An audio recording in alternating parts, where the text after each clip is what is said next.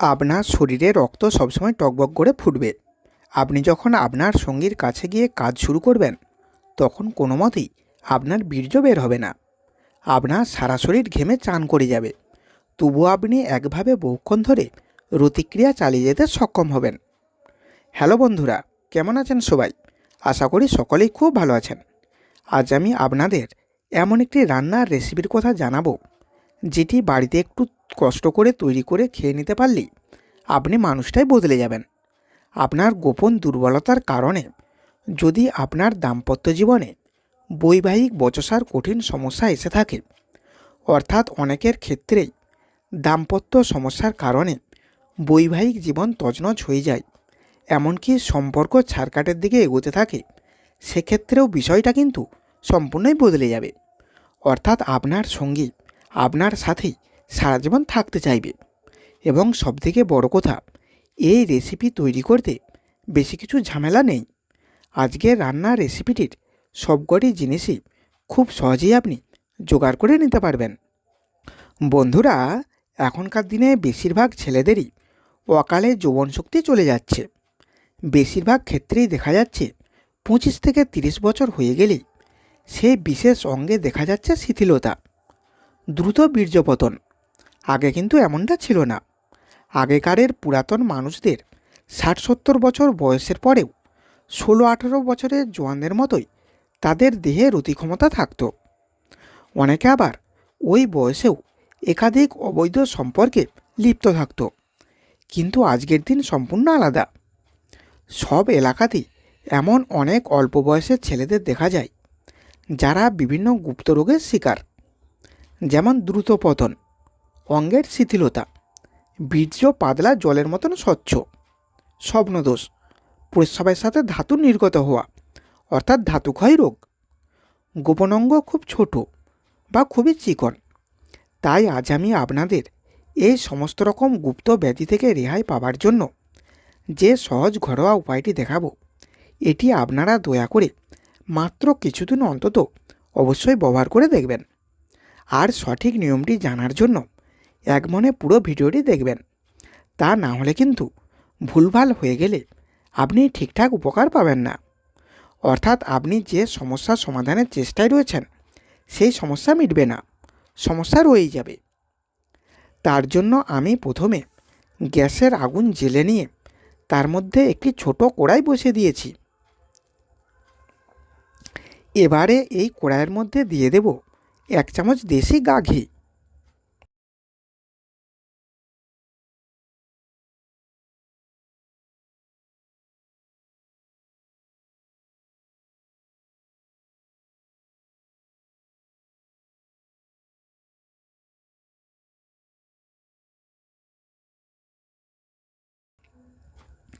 এরপর প্রথম কাজ হলো এই ঘিটাকে একটু গরম করে নেওয়া।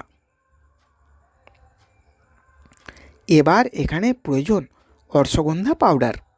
তবে আপনারা যখন অশ্বগন্ধা পাউডার নেবেন, তখন অবশ্যই চেষ্টা করবেন অশ্বগন্ধা পাউডারটি যেন অর্গানিক হয়।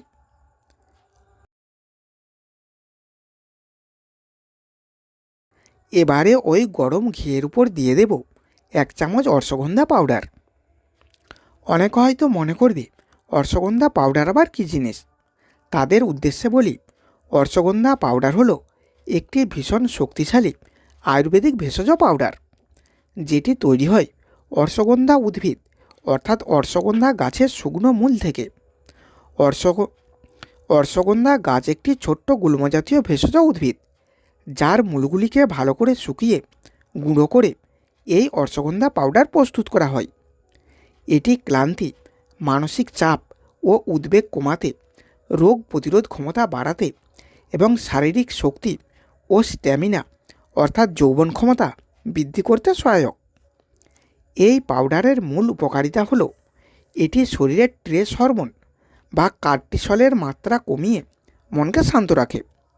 এমনকি শারীরিক দুর্বলতা কাটাতে এবং শক্তি বাড়াতে এটি একটি চমৎকার প্রাকৃতিক ভেষজ ঔষধ। অনিদ্রা বা ঘুমের সমস্যা সমাধানে এটি বিশেষ কার্যকর। পুরুষদের যৌন স্বাস্থ্য উন্নত করতে এবং সামগ্রিক হরমোনের ভারসাম্য বজায় রাখতে এটি অত্যন্ত উপকারী। শরীরের ইমিউনিটি সিস্টেম উন্নত করে শরীরকে অসুস্থতা থেকে সুরক্ষা দেয় এই অশ্বগন্ধা পাউডার। এখন এখানে লক্ষ্য করুন, এই রেমেডিটি ধীরে ধীরে রং পরিবর্তন করছে, অর্থাৎ ঘিয়ের মধ্যে অশ্বগন্ধা পাউডারটি বেশ ভালোভাবে ভাজা হয়ে গেছে। এবার এটিকে আগুন থেকে সরিয়ে নেব।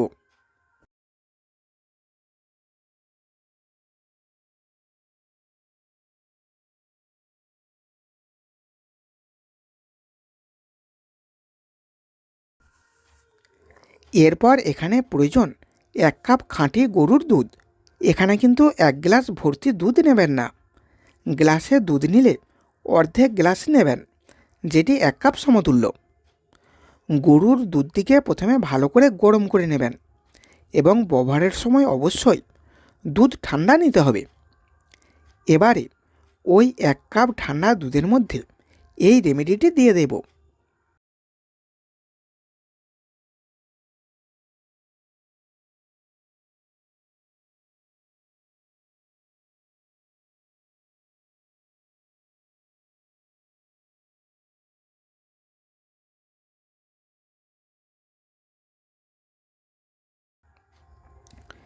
এরপর এখানে প্রয়োজন খাঁটি মধু।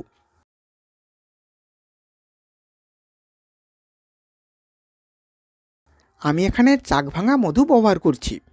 আপনারাও একটু চেষ্টা করে চাক ভাঙা মধু সংগ্রহ করে নেবেন, না পেলে তখন বাধ্য হয়ে বাজার থেকে মধু কিনতে হবে। এখানে একটু লক্ষ্য করলে বুঝতে পারবেন, এই বোতলটি বাজারের বোতল, তবে কিন্তু শিশির ভিতরের মধুটি গাছ থেকে সংগ্রহ করা চাক ভাঙা মধু, আর সেই কারণে মধুর শিশির গায়েতে অনেক কালো কালো মধুর স্তর লেগে রয়েছে। কেনা মধু হলে শিশির ভিতরটা অনেক পরিষ্কার এবং স্বচ্ছ হয়। এখানে মধু দিতে হবে 2 চামচ। এবারে সমস্ত উপকরণগুলিকে বেশ ভালো করে মিশিয়ে নিতে হবে। এখন এখানে বৃদ্ধ বয়সেও হারানো যৌবন পুনরায় ফিরে পাবার সহজ ঘরোয়া পদ্ধতি বা হোম রেমেডি সম্পূর্ণই রেডি।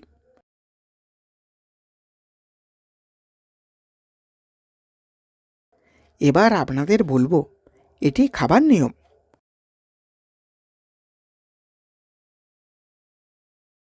এটি খাবার নিয়ম হলো রাত্রে শয়নকালে, তবে যাদের দীর্ঘমেয়াদী কোনো চিকিৎসা চলছে বা ঔষধ চলছে তাদের এটি বর্জন করাই শ্রেয়।